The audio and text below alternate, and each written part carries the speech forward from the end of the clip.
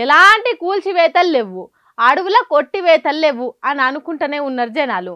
మళ్ళా మొదలుపెట్టిండ్రు bulldozer దండయాత్రలు. Real estate పడిపోతున్నది, రాష్ట్రానికి ఆదాయం తగ్గిపోతున్నదని మొత్తుకుంటున్నా ఇండ్లు కూలగొట్టే ఎగురం ఇడుస్తలేరు హైడ్రా ఆఫీసర్లు. ఇక చూడుండ్రి ఎట్లున్నదో పాత బస్తీల పరిస్థితి.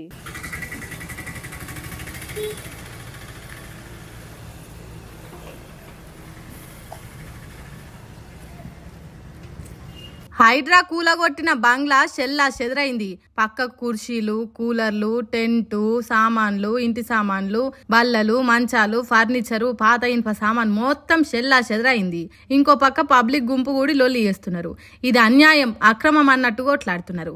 ఏ టైంకు హైడ్రా ఆఫీసర్లు వచ్చి కూలగొట్టుడు చురువు చేసిండ్రో తెలియదు గాని అంత వచ్చే వరకే ఇగో గిట్ల అయిందట.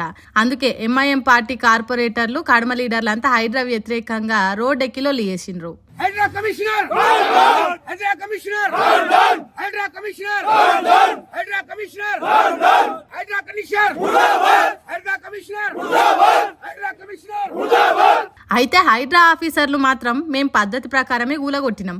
2000 గజాల సర్కార్ జాగల అక్రమంగా బిల్డింగులు కట్టి బిజినెస్ చేస్తున్నారట. సర్కార్ కండ్లు కప్పి దందాలు నడుపుతున్నారట. మరి ఎవరన్నా కాగితం రాసి కంప్లైంట్ ఇచ్చిండ్రో లేకపోతే అన్యాయంగా ఆక్రమించి కోట్ల విలువ చేసే భూమిని దక్కించుకునే ఉపాయాన్ని ఆఫీసర్లే పసిగట్టిండ్రో తెలియదు గాని ఇగో గిట్ల సర్కార్ భూమిలో వేసిన ఇండ్లను కూలగొట్టిండ్రు.